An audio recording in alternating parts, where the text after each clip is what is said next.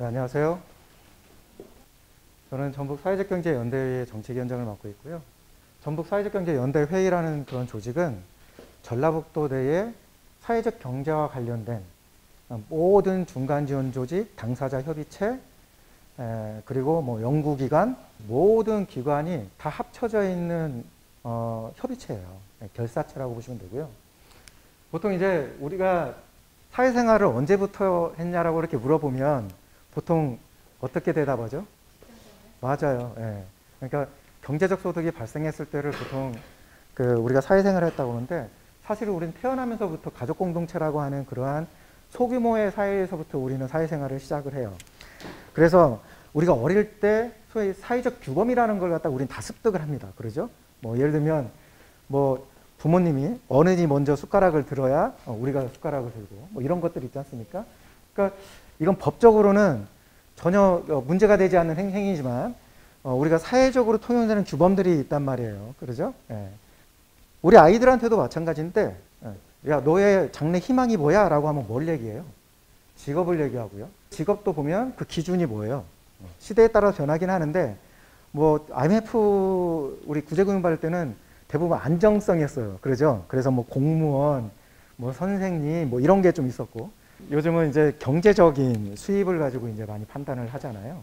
그래서 유럽도 마찬가지입니다. 유럽도 산업혁명 시기가 이루어지면서 사실 이제 이 사회적 경제가 대두가 되었는데, 우리도 보면은 1960, 1970년대 급속도로 이런 경제 성장의 피치를 올리죠. 그러면서 뭐냐면 어디에 목매이냐면 아까처럼 경제적인 요소들에게 목을 매요. 우리나라가 매년 말이면 경제 목표를 발표를 합니다. 그게 뭐냐면 경제 성장률, 이거 GDP라고 얘기하거든요. 그러니까 국내 총생산 해가지고 우리나라 안에서 생산되는 모든 우리 제품, 이거 재화라고 하는데 이런 제품이나 서비스들을 전체적으로 합친 걸 뭐냐면 이거 GDP라고 얘기해요. 국내 총생산 이렇게 얘기하는데, 그걸 우리가 뭐라고 하냐면 경제 성장의 지표예요. 그래서 이 GDP가 뭐냐면 계량되지 않는 그러한 경제 활동들이 분명히 존재를 한단 말이에요. 그런데 우리가 지금 현재 매몰되어 있는 건 뭐냐면 화폐로 계산되는 것만 매몰되어 있어요. 그리고 경제 성장률이 떨어지면 이 나라가 망하는 것 같은 그러한 공포감을 조성을 하고, 그러면서 어떻습니까? 모든 가족 구성원들을 다 어디에다가 산업전선으로 밀어냈죠.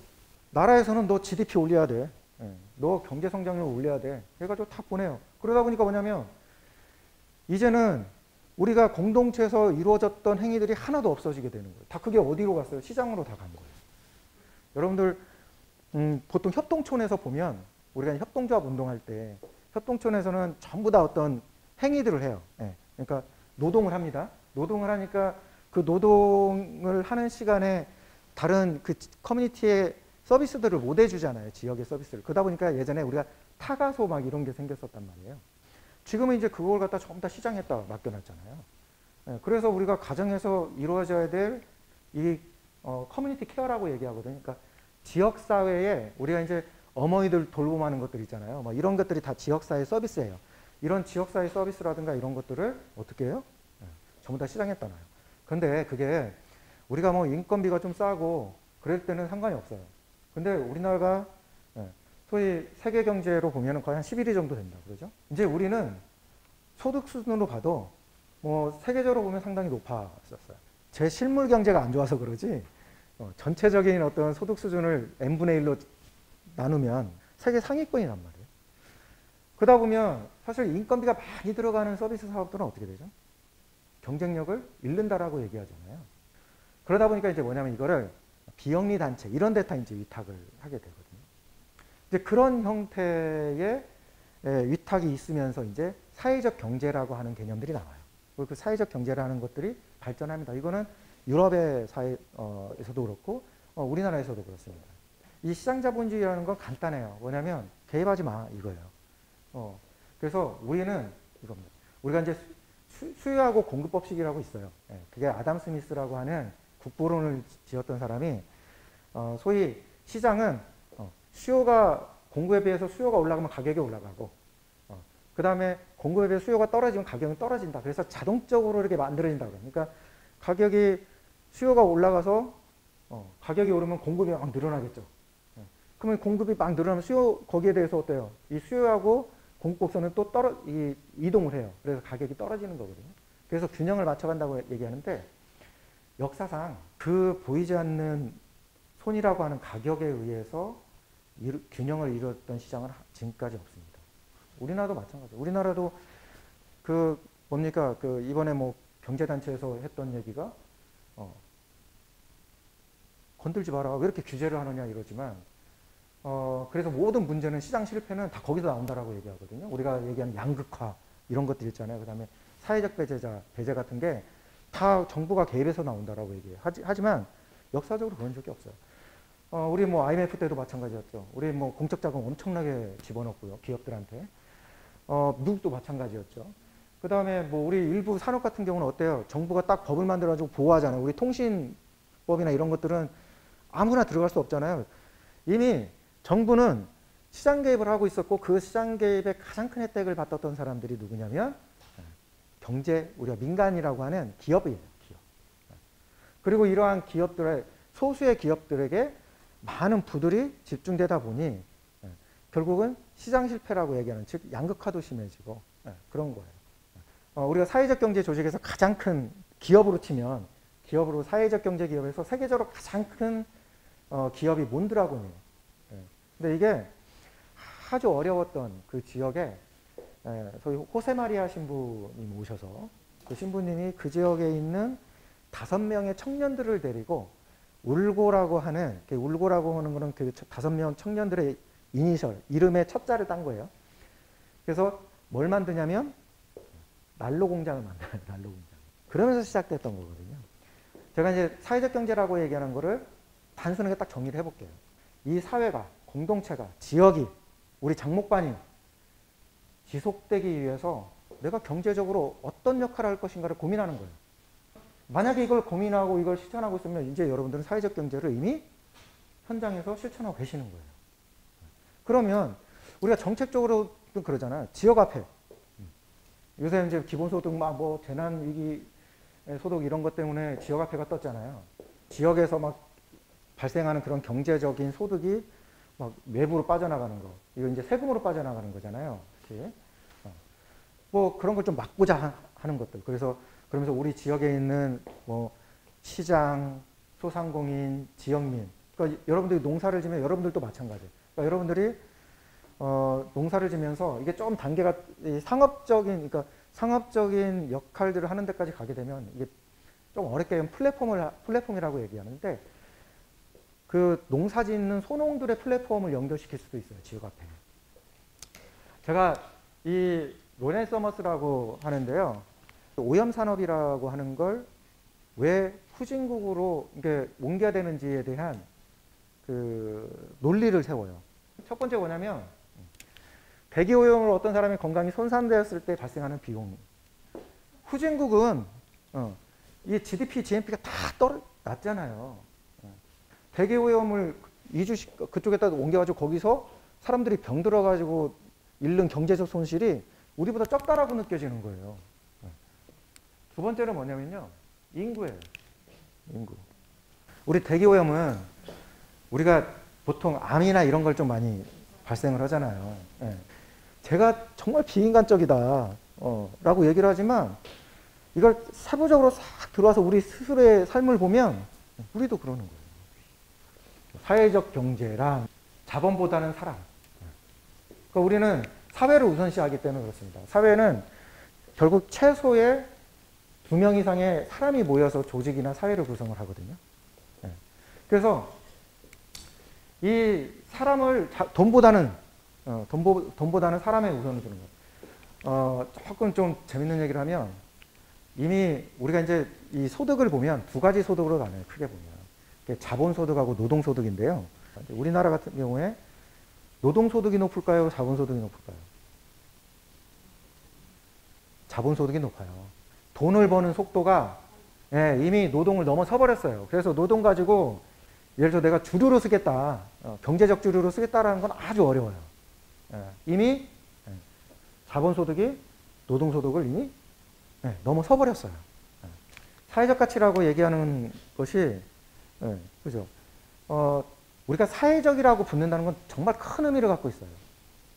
이 사회적이라고 얘기하는 건 뭐냐면, 아까 제가 그랬죠. 기업의 목표가 뭐였냐면, 저 경영학 배울 때 처음에 주주의 부를 극대화시키는 거라고 그랬어요. 네. 주식 가지는 사람들의 배당을 많이 주는 거였단 말이에요. 이거는 기업만을 생각하는 거예요. 근데 여기에 사회적이라고 붙는다는 거는 이미 기업은 혼자 존재할 수가 없다라는 겁니다. 그럼 누가 있어야 되냐면, 잘 있어야 되는 건 누구예요? 노동자 있어야죠. 그죠? 그래야 물건을 만들고 생산을 할 거 아니에요. 그 다음에 그걸 사주는 소비자가 있어야 돼요. 그렇죠? 그리고 이제 그걸 만들기 위해서는 또 누가 있어야 되면 뭐 원료로 공급해주는 사람들도 있어야 돼요. 가지고 있는 어떤 자본을 내가 관리해주는 사람들도 있어야 될 거예요. 그리고 그 기업을 옹호해주는 사람들도 있을 거예요. 그러죠? 그걸 뭐라고 하냐면 우리가 이해관계자라고 얘기해요. 이런 이해관계자들이 뭉쳐져 있단 말이에요. 사회적이라고 하는 건 뭐냐면 이제는 나만 아니라 그 사람들까지도 생각하는 거예요. 그래서 우리가 사회적 가치, 사회적 기업이라고 얘기하잖아요. 사회적 기업이라고 얘기하면 단순하게 우리는 이제 법적으로 인증제도라고 하는 걸 갖다가 만들어 놨는데 아까 제가 이해관계자를 생각해야 된다고 했잖아요. 이제는 주주의 부를 극대화시키기 위해서 또는 소비자의 부를 극대화시키기 위해서 아주 좋은 물건을 저렴한 가격에 제공하는 것은 아니다는 얘기예요. 지금은 좋은 제품을 저렴하게 제공하는 거 우리는 정말 기업이 할 본분을 다 했다라고 얘기하잖아요. 그건 기업이에요. 이제는 뭐냐면, 자, 그러기 위해서 지금까지 어떻게 하냐면요. 환경훼손을 정말 너무 많이 시켰어요. 그 다음에 노동자들에 대한 이 노동의 임금을, 노동을 착취한 거예요. 지금까지. 비정규직 막 만들어내요. 고용환경 정말 안 좋게 만들어요. 왜? 원가를 줄여야 되니까. 사회적이 붙는다는 건 뭐냐면, 그러면 안 된다라는 거예요. 그래서 비정규직보다는 고용환경 좋게 만들고 대우 다 해주고. 그래서 세계적인 사회적 기업들이 보면 몬드라고나 이런 데 같은 경우는 어때요? 아까 제가 얼마 차이 난다고 그랬죠? 우리나라 같은 거 뭐 최저임금에서 아까 70억 이상씩 받아가잖아요. 몬드라곤이라고 하는 그 스페인의 거대 그룹은 최저임금과 최고임금이 10배 차이밖에 안 나요. 10배 차이. 그게 딱 규정이 돼 있어요. 그러면 그 그룹에 우리가 보면 5대 7대 이 그룹의 총수가 대표자가 협동조합회가 대표자죠. 이사장이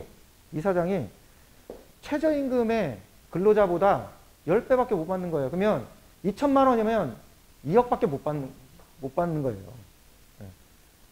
근데 우리는 아니잖아요. 소위 자본을 가진 사람들이 어마어마한 그런 것을 가져가잖아요. 그 다음에 민주적 의사결정이라고 얘기한 건 그거죠.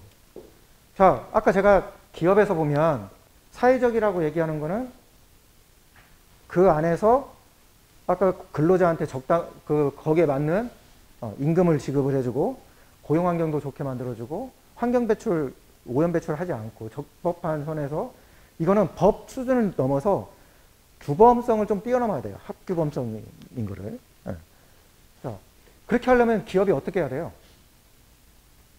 기업이 그 안의 내용을 꽁꽁 숨기고 있으면 안 돼요. 의사결정 구조 내 특히 이사회에서 모든 경영결정을 하거든요. 그 안에 근로자 대표도 넣고 지역사회, 제가 이해관계자라고 했잖아요. 지역사회에 뭐 소비자는 소비자 대표, 그 지역에 있어서의 이런 사람들을 넣어요. 그것도 등기이사로. 사회이사가 아니라 등기이사로 넣어요. 이사로 넣어요. 그러면 이분들이 다 감시할 거 아니에요. 야, 왜 비정규직 왜 그렇게 갑자기 전환을 많이 했어? 왜 결혼이 생겼는데 왜 바로 충당하지 않고 왜 다른 계약도 하지 않은 비정규직을 써? 막 이렇게 얘기할 거 아니에요. 그거 다 드러나거든요. 그래서 그걸 민주적 의사결정이라고 얘기해요. 그래서 법적으로 우리나라 사회적 기업은 이사회에 그 근로자 대표랑 지역사회의 이해관계자가 참여하게끔 되어 있어요. 그래서 좀 상장하기가 어렵긴 한데 우리 기업 상장하기가 그래 좀 어려워요. 근데 여튼 그래서 그걸 민주적 의사결정이라고 얘기하는데 이건 뭐 전체적으로 우리가 뭐 협동조합 같은 경우는 어차피 조합원들이 다 의사결정하는 거고 그래서 영리기업 같은 경우는 이제 이런 민주적 의사결정 체계가 아주 중요한 거예요. 그래서 저걸 딱 규정을 하고 있어요. 야, 보니까 그렇게 와서 이사회에 참여해서 민주적 의사결정 체제를 갖더라 해가지고 정의한 거예요.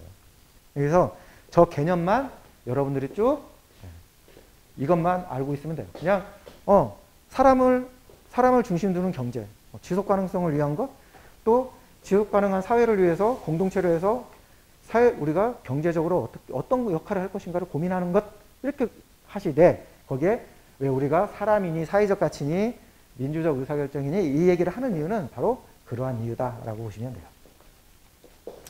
제가 이걸 2005년도하고 2010년도, 11년도를 비교를 했는데요. 우리나라 경제입니다. 이 시기가 이 두 가지 시점이 되게 중요해요. 경제 기조가 완전 달랐거든요. 그래서 소위 국가의 지속 가능성을 위해서 국가 균형 발전을 했던 시기와 그 다음에 경제 성장을 위해서 친기업적인 정책을 취했던 때인데요. 보세요. 아까 제가 2011년도 GDP가 뭐냐면 GDP 얘기했었죠. 우리나라에서 전체 안에서 뭐 우리 어머니 또는 우리 저 가게 그 다음에 기업들이 전체 벌어들인 거예요. 벌어들인 거. 이게 2011년도에 1180조였어요. 1180조. 근데 이때 2011년도에 우리나라 30대 그룹. 응? 그러니까 일렬로 그룹을 쭉 세워서 30대 그룹의 총 자산이 얼마냐면 1461조예요. 이미 이때 30대 그룹의 자산이 우리나라 GDP를 다 뛰어넘었어요. 그리고 2011년도에 30대 그룹의 매출액. 그러니까 그 연도에 30대 그룹이 벌어들인 매출액이에요. 이게 물론 이게 있어요. 국내에서 벌어들인 게 있고 해외에서 벌어들인 게 있습니다. 그걸 합쳐서 1134조예요. 근데 1180조에서 1134조를 빼면 46조죠. 물론 이제 해외에서 벌어들인 게 큽니다. 그래도 우리는 뭐요? 소위 저 30대 그룹 빼놓고 우리는 이제 거기서 조그만 부분을 우리는 엄청 경쟁한다고 싸우고 있는 거예요. 이게 우리나라 지금 현재 경제 현황이에요. 그리고요, 매출액 비중도 봐요. 4대 그룹, 4개 그룹의 매출액 비중이 지금 2017년도 기준 56.2%예요. 근데 반절 이상을 4개 그룹이 다 가져간다는 거예요. 이 4개 그룹이 누구냐? 삼성, 현대, 뭐 SK 뭐 이런 데. 그러면 보세요. 2005년도하고 2010년도 이때 우리나라가 거의 한 3%대 성장했어요. 매년. 매년 3%대 성장을, 경제 성장을 했는데 이 10대 그룹의 이 두 군데를 비교해 보면요. 몇 프로예요? 30% 이상을 성장을 했어요. 그러니까 우리나라 GDP를 제일 많이 차지하는 애들이 우리나라 국가는 1년에 고작해야 3%대 성장을 했는데 이 5년간에 한 5, 6%될 거예요. 35, 6%의 성장을 한 거예요. 그러면 상식적으로 생각해 보세요. 우리는 어떻게 해요? 얘네는 돈 버는데 우리는 어떻게 돼요? 우리는 다 뭐냐면 엄청나게 망했다. 이거. 우리는 엄청나게 손실을 봤다라는 거예요. 삼성그룹도 5년 안에 보세요. 109에서 200. 이게 어마어마하잖아요. 그러니까 저런 형태의 성장을 했던 거의 삼성은 2배 정도. 물론 이제 삼성이 회 판매량이 많긴 합니다.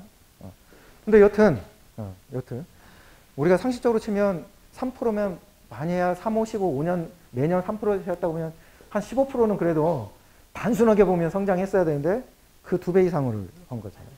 지금 현재 사회적 경제의 주요 역할이에요. 이게 뭐냐면 뭐 이 고용 창출 같은 경우, 그 다음에 사회 서비스 제공. 그래서 아까 우리가 그 돌봄 같은 거 하는 기업들도 많고요. 보면 예전에 보면 야학도 똑같아요. 야학도 우리가 자원봉사를 했지만 저걸 비즈니스 모델로 잡으면 똑같죠. 그게 지금 우리 보면 돌봄 이런 거잖아요. 이런 거예요. 다 그게 우리가 이미 보았던 우리가 사회적 경제 형태예요. 우리가 지금까지 했던.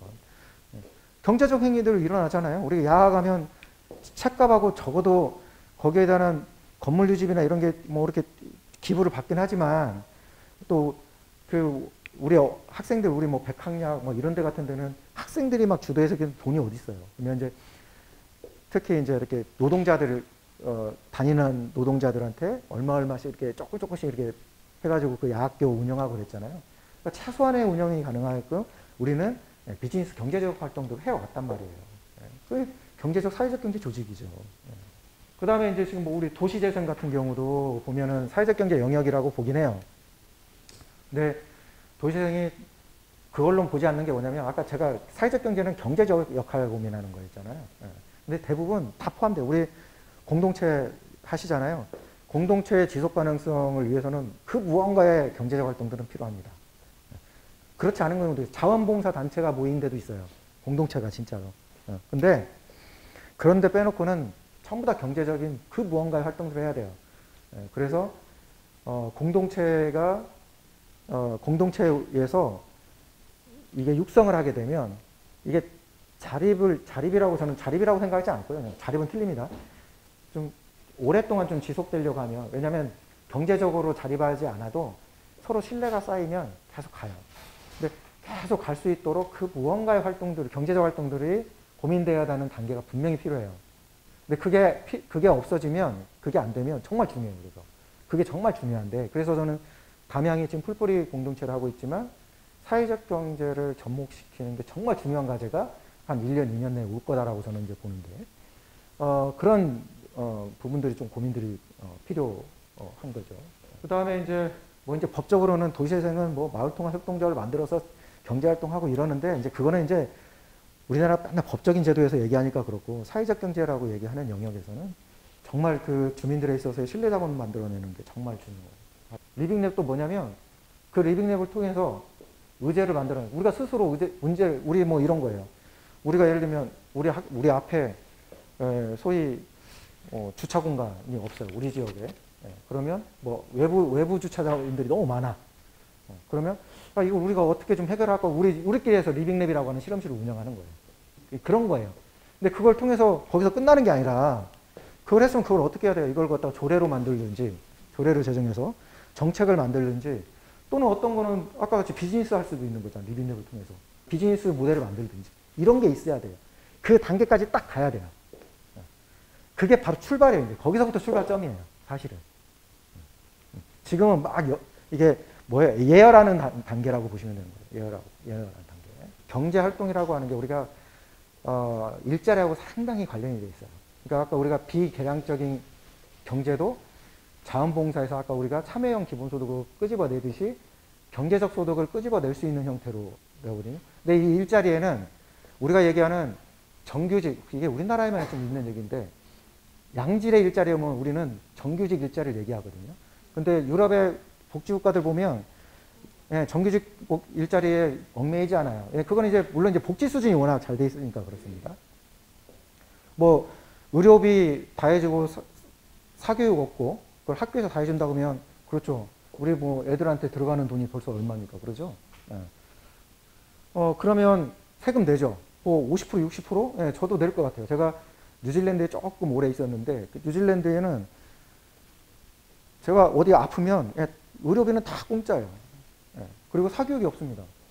학교에서 취미생활로 다 해줘요. 근데 그렇게 되면 내가 사교육비로 들어갈 돈이 없잖아요. 저는 제가 버는 돈에 거의가 들어가기 때문에 만약에 그런 거 해준다고 그러면 저는 어떻게 하면 세금의 60%, 70% 내죠. 그러니까 잘 돼 있는 데들이 대부분 주국제를 가져요. 그러니까 일주일 벌어서 너희 주말에 즐겨. 그래서 아시겠지만 뉴질랜드 같은 데는 주급제거든요. 일주일 동안 모든 게 사회보장이 돼 있으니까 일주일 동안 딱 나가서 벌고 주말에 이렇게 좋은 와이너리 같은 데 가서 식구들끼리 놀고. 그러니까 삶이 좀 목표가 다르잖아요. 가치가. 그러죠? 여튼 근데 아무튼 일자리와 그래서 관련돼 있고요. 유럽 같은 데는 소위 그 자원봉사여도 아주 아까 제가 얘기했던 것처럼 뭐 3,000포인트, 5,000포인트 이렇게 맞는 사람들까지도 포함이 돼요. 그러니까 여기에서 일자리는 경제적 소득을 만들어내는 일자라고 보시면 돼요. 이게 유럽 내 사회적 경제 고용 비율인데요. 잘 사는 나라들이 사회적 경제 쪽 우리 보면 아까 협동조합 우리 같으면 자활기업, 마을기업, 뭐 소셜벤처 이런 데서 일자리 만들어내는 게 11.16%예요. 11.16. 우리 잘 사는 데 있잖아요. 네덜란드, 이탈리아, 뭐 벨기에 막 이런 데들 있잖아요. 이런 데가 다 5%대 넘잖아요. 그러죠? 얘네들이 만들어내는 일자리예요. 근데 제가 이제 이 유럽 내에서 사회적 경제에 있어서 고용 일자리 증가율을 한번 보여드릴게요. 이게 지금 2002년에서 2003년, 2009년, 2010년 요 얘네를 비교하는데요. 이때가 유럽이 경제적으로 되게 안정됐던 시기예요.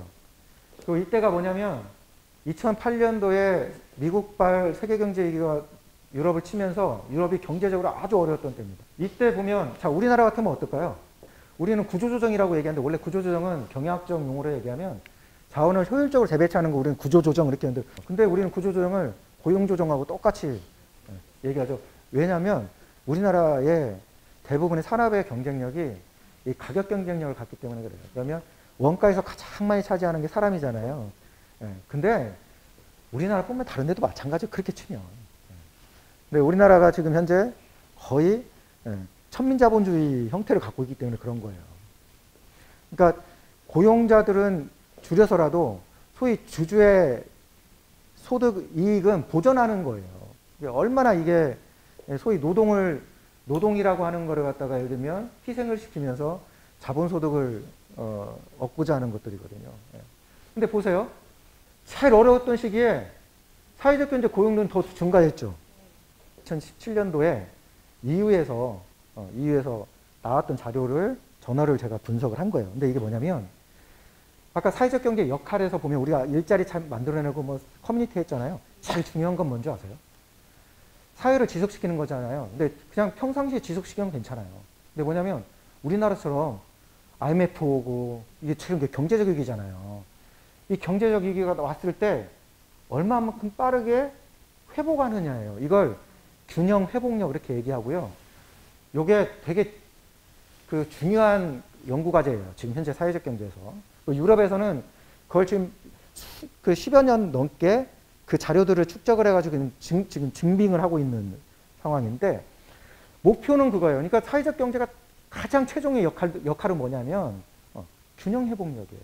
얼마만큼 경제적 위기가 와가지고 정말 피폐해 있을 때 얼마만큼 빠르게 정상 궤도로 얘를 갖다가 올리느냐 이 얘기예요.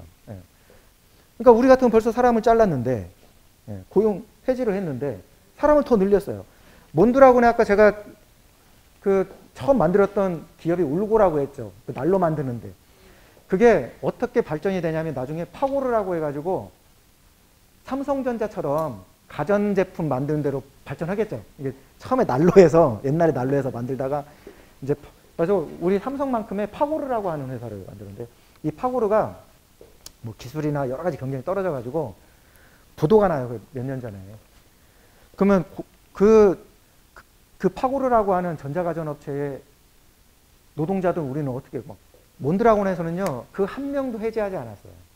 한 명도 해지하지 않고 이 사람들 다 그 그룹 내 기업에 다 재배치를 했습니다. 그리고 이 몬드라곤은 특히 저 유럽 위기, 세계 경제 위기를 겪었을 때, 유럽 경제 위기를 겪었을 때 이미 고용을 늘려요. 고용을 늘립니다. 근데 그러면서 헤쳐나가요. 근데 대체 왜 그러느냐 라고 보면 이런 거예요. 주주의 부를 극대화하는 게 아니잖아요. 그러면 우리나라는 일정 정도 영리기업은 배당을 하게끔 돼 있어요. 근데 이제 유럽에서의 사회적 기업은 또 개념이 다릅니다. 배당을 못 해요. 배당을 못 합니다. 그러면 뭐가 있어요? 그만큼 유보금이 있겠죠. 그러죠? 그리고 이 유럽의 사회적 기업들은 이거예요. 이 기금들을, 연대 기금들을 많이 만들어요. 우리는 법적으로 많이 잡는데 노동자들이 노동자 공제조합이나 보험들을 만들 수 있어요. 우리나라는 법적으로 안 되잖아요. 그래서 거기가 전부 다 공제조합들을 만들어내요. 우리 뭐 연금 이런 것도 가능해요. 사학연금을 만들어내듯이. 그래서 뭐냐면 그거는 우리가 국민연금이라고 하는 게 좀 우리 쪽으로 국민연금 하나 갖고 있다라고 보시면 돼요. 근데 이거는 한 번에 나가는 거 아니잖아요. 계속적으로 해서 나오는 거기 때문에 어려울 때 우리 그러잖아요. 국민연금에서 공적자금 올 때 국가가 국민연금이나 여기서 돈 빌려서 갚잖아요. 공적자금 내잖아요. 그렇게 하잖아요. 그렇게 해요. 그래서 우리나라 부채를 보면 연기금이라고 해가지고 그런 쪽에서 나가는 게 있어요. 연기금이라고. 근데 이런 거는 한 번에 나가는 게 아니에요. 계속 들어오고 계속 나가고 하는 것들이거든요. 그러니까 장기적으로 내가 빌려줄 수 있는 거예요. 그러니까 이 자금의 순환이 되는 거예요. 어려울 때 돈을 빌려주고. 사람을 해고하는 것보다 어떤 메커니즘을 쓰냐면 서로 임금을 조정을 해요. 근로자들끼리. 야, 우리 당분간 우리 이렇게 해서 좀 회사를, 왜냐면 회사 자체가 협동조합이라 다 내 회사예요. 내가 대표고, 예, 예. 그러니까 내가 노동자 협동조합이면 노동자 협동조합은 근로자가 주인인 거예요. 예. 그렇잖아요. 예. 노동자들로만 모였으니까. 예. 그러니까 뭐냐면, 야, 우리가 임금 조정 좀 하자. 근데 이미 이렇게 협동조합에 이제 우리는 법적으로 만들지만 얘네들은 법보다 저 기업 형태가 먼저 이루어졌거든요. 그러니까 이미 저렇게 온 데에는 아까 얘기하고는 우리가 얘기하는 그 사회적 신뢰, 그 기업에서 공동체의 신뢰가 이미 다 쌓여 있는 거예요. 쌓여 있어서 내 거 진짜 어려우면 내가 막 내 거 갖다가도 이렇게 줄 수 있고, 내가 콩 있으면 콩 한 조각으로 나눠 먹고, 이런 데가 이미 이게 신뢰가 돼요. 그래서 유럽을 가보면 사회적 경제가 활발한 주는 도시가 정말 깨끗하고요. 정말 깨끗해요, 도시가. 왜냐하면 시민의식이 워낙 뛰어나니까. 그리고 사람들이 정말 젠틀해요. 되게 품격이 있어요. 소위 이탈리아도 보면 이탈리아 북부에 우리 같은 경우가 만약에 지역적으로 보면 사회적 경제가 잘 돼 있는 곳들은, 유럽도 그러잖아요. 경제에서 정말 빨리 빠져나와요. 아까 그런 메커니즘을 가지니까. 그러니까 사람을 갖다가 해고하지 않고 고용을 더하면요, 경쟁력은 더 높아져요. 우리 위기 때 투자할수록 더 경쟁력이 높아진다는 것처럼요. 예. 결국 사람을 빼고 축소시키면 어떻게 돼요? 위축되잖아요. 예. 그러다 보니까 우리가 뭐 체력을 비축한다는 것처럼 그 시기에 우리는 체력을 비축하는 거예요. 예. 그리고 이제 조금 현황이 나아질 때는 계속 아예 치고 올라가는 거죠. 그래서 이 사회에 있어서의 균형 회복력이 정말 빠른 거예요. 제가 드리고 싶은 얘기는 바로 이게 초점이에요. 우리가 왜 사회적 경제를 해야 되는가. 많이 늘었죠. 2017년도에 우리 사회적 경제 일자리가 0.34%. 이게 이제 문재인 대통령이 6%대까지 가겠다라고 얘기를 했어요. 그때 0.34%예요. 근데 여기는 지금 현재 1.03. 사회적 경제 기업의 유형인데요. 지금은 이제 원래 이렇게 네 가지만 우리 보면 사회적 기업, 협동조합, 사회적 협동조합, 마을기업, 자활기업 이것만 제도적으로 얘기를 하고 있는데, 사실은 사회적경제기본법의 제도상으로 법적으로 보면 이게 다 들어와요. 우리 뭐 신협이라든가 새마을금고, 뭐 소비자생활협동조합, 개별법상의 협동조합들 있잖아요. 이게 사회적경제기본법 지금 현재 국회에 발의되어 있는 거는 다 포함이 됩니다. 여기에 뭐 이제 소셜벤처 유형을 어떻게 확인할 건가의 문제도 있긴 한데, 뭐 법적 외에는 소셜벤처나 이런 것도 이제 들어가죠. 저는 사회적경제 영역이 소위 법적 제도를 떠나서 우리가 뭐 미국의 유연한 목적을 가진 사회목적 기업이라는 것처럼, 그러니까 정관 1조에 우리는 뭐 사회적 목적을 좀 상세하게 적어서 사회에 또 일자리에 기여하는 뭐 이런 유연한 목적들을 가지는 정관에 게시하는 그런 기업들, 그리고 그걸 민주적 의사결정 체계, 아까 이사회 구성에서 민주적 의사결정 체계를 명시해놓고 실천하는 기업들은 저는 법을 떠나서 다 사회적 기업을 끌어들여야 된다. 그러니까 그런 기업들이 많아지면, 그리고 그런 기업들이 성장해지면 결국은 제가 아까 사회적이라고 하는 것에 대한 의미를 말씀드렸잖아요. 그러니까 모든 경제 주체들이 이 사회적이라고 하는 것에 실천들을 하고 있을 거다라고 보는 거예요. 그러면 우리 여기서도 보면 저는 자영업자들도 내가 우리 지역에 어떠한 특정 일자리를 가지고 내가 하겠다. 물론 이제 이런 겁니다. 뭐 지역의 문제를 내가 비즈니스의 하나의 사업으로 삼을 수도 있어요.